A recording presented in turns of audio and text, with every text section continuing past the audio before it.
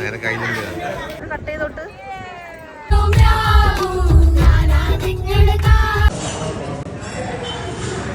Hello guys, അപ്പം ഞങ്ങളെല്ലാവരും family എല്ലാവരും കൂടി ട്രിപ്പ് പോകാൻ പ്ലാൻ ചെയ്തിരിക്കുകയാണ്. അപ്പോൾ ട്രിപ്പ് എവിടേക്കാണെന്നല്ലേ? തഞ്ചാവൂർ. അപ്പോൾ ട്രെയിനിലാണ് നമ്മൾ പോകുന്നത്. അപ്പോൾ ട്രെയിൻ യാത്ര ബോറടിപ്പിക്കാതെ നിൽക്കാൻ വേണ്ടി നമ്മൾ ഒരുപാട് ഡെയർ ചാലഞ്ചസ് ഒക്കെ പ്ലാൻ ചെയ്തിരുന്നു. ഞങ്ങളെ കസിൻസ് എല്ലാവരും അത് ആക്സെപ്റ്റ് ചെയ്തിട്ടുണ്ടായിരുന്നു കേട്ടോ. അപ്പോൾ ഇതൊക്കെയാണ് ഞങ്ങളുടെ കസിൻ ഗ്യാങ് ആയിട്ട് ഞങ്ങൾ മെയിനായിട്ട് പോയത്. അപ്പോൾ ഞങ്ങളൊരു 1 ഒക്കെ ആയപ്പോഴും ഞങ്ങൾ ഈറോഡിലെത്തുകയാണ് ചെയ്തത്. അവിടെ എത്തിയപ്പോൾ ഞങ്ങൾ എല്ലാവരും നല്ല ഉറക്കം മൂഡിലായിരുന്നു. പക്ഷേ ഫോട്ടോ എന്ന് പറഞ്ഞു കഴിഞ്ഞാൽ എല്ലാവരും പോസ് ചെയ്യില്ല. അവിടെ എത്തി കുറച്ച് നേരം നമുക്ക് ഏകദേശം 2 hours അവിടെ നിൽക്കേണ്ടതുണ്ടായിരുന്നു. അപ്പോൾ എല്ലാവർക്കും വിശന്നപ്പോൾ എല്ലാവരും ഫുഡൊക്കെ കഴിച്ചു. പിന്നെ ഞങ്ങളൊരു ട്രാൻസിഷൻ റീൽസ് എടുക്കാമെന്നൊക്കെ വിചാരിച്ച് ഞങ്ങൾ അങ്ങനെയൊക്കെ. അപ്പോൾ ഇതാണ് ഞങ്ങളുടെ ട്രാൻസിഷൻ റീൽസ് കേട്ടോ. പക്ഷേ ഇത് ഒരുപാട് ടേക്ക് പോയിട്ട് ഒന്നും ശരിയാവുന്നില്ല. കണ്ടോ, ഇങ്ങനെ ഓരോ ആൾക്കാർ അതിൻ്റെ ഇടയിലൊക്കെ കയറി. മോർണിംഗ് ഒരു 5 ഒക്കെ ആയപ്പോഴാണ് ഞങ്ങൾ തഞ്ചാവൂർ എത്തിയത്. അപ്പോൾ നമ്മൾ തഞ്ചാവൂർ ഞങ്ങളൊരു ഈ ബസ് ബുക്ക് ചെയ്തത്. അപ്പോൾ ഇതൊക്കെയാണ് ഞങ്ങളുടെ ടീം കോർഡിനേറ്റേഴ്സ്.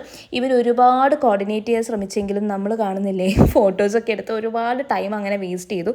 പിന്നെ ആരെങ്കിലും വട ഇങ്ങനെ കഴിക്കുന്ന ആൾക്കാരുണ്ടോ ഉണ്ടെങ്കിൽ കമൻറ്റ് ചെയ്യലും. അപ്പോൾ ഞങ്ങൾ ഫുഡൊക്കെ കഴിച്ചു. അപ്പോൾ ഇതൊക്കെയാണ് ഞങ്ങളുടെ ഒരു ഫുൾ ടീം.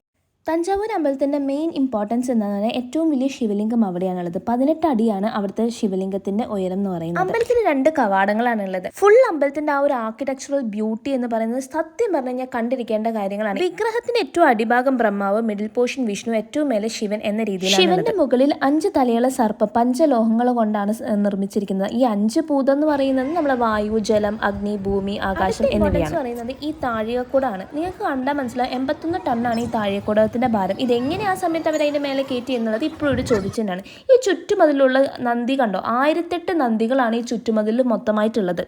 അമ്പലത്തിൻ്റെ ഷാഡോ ഒരിക്കലും നിലത്ത് വീഴില്ല എന്നുള്ളതാണ് അടുത്തൊരു ഇമ്പോർട്ടൻസ്.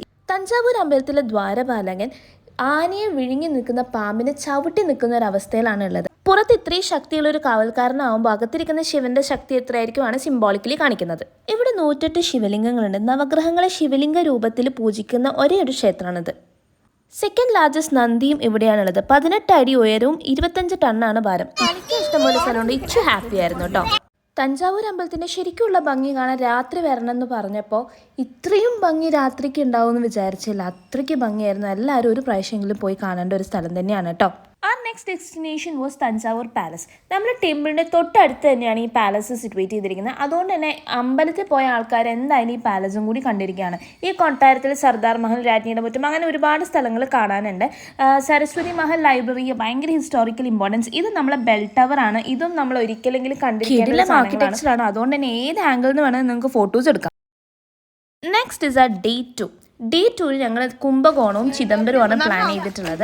അപ്പോൾ ഞങ്ങളൊക്കെ റെഡിയായി, ഞങ്ങളൊക്കെ ബസ്സിൽ കയറാനുള്ള തയ്യാറെടുപ്പിലാണ്. ഞങ്ങൾ ആര്യഭവൻസ് നിന്നാണ് അന്ന് അവിടുന്ന് ഫുഡ് കഴിച്ചത്. അപ്പം ഞങ്ങൾ നേരെ എത്തിയത് കുംഭകോണത്തിലേക്കാണ്. കുംഭകോണത്തിൻ്റെ ഐതിഹ്യമാണ് ഇവിടെ കാണിച്ചിരിക്കുന്നത്. സുനാമിയിൽ ലോകം മൊത്തം നശിച്ചപ്പോൾ ബ്രഹ്മാവ് ശിവനോട് എവിടെ നിന്ന് സൃഷ്ടി പുനരാരംഭിക്കുക എന്ന് ചോദിച്ചു.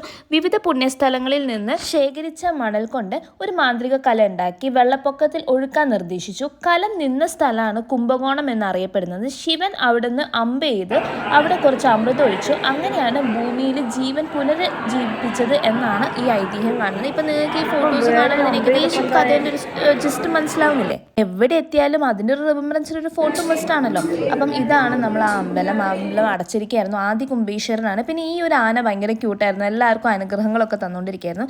ഇനി ഞങ്ങൾ ചിദംബരത്തിലേക്കുള്ള പോക്കാണ്. ചിദംബരത്തേക്ക് 2 മണിക്കൂറുണ്ട്. ഇനി ഞങ്ങളുടെ ബസ്സിൽ നിന്നുള്ള തകർക്കലാണ്.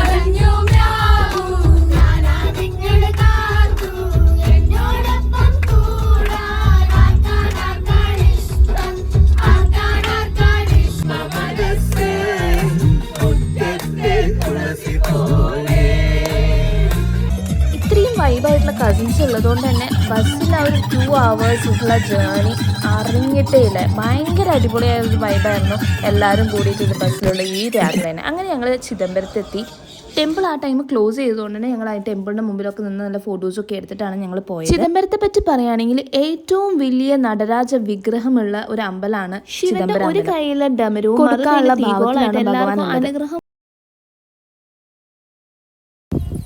40 ഏക്കർ വിസ്തീർണമുള്ള ഈ അമ്പലം നടന്ന് ചുറ്റിക്കാണാൻ ഒരുപാടുണ്ട്. ഇതാണ് ഇവിടുത്തെ ക്ഷേത്രക്കുളം. ഇപ്പം വലിയ മെയിൻ്റനൻസ് കുറവാണെന്ന് കാണുമ്പോൾ തോന്നി. അപ്പം ഞങ്ങളെല്ലാവരും നല്ലോണം ക്ഷീണിച്ചു. പറഞ്ഞ പോലെ തന്നെ രാത്രി ചിദംബരം ലൈഫ് ടൈമിൽ ഒരിക്കലെങ്കിലും നിങ്ങൾ ഇതൊക്കെ ഒന്ന് വിസിറ്റ് ചെയ്തിട്ടുണ്ടാവണം കേട്ടോ.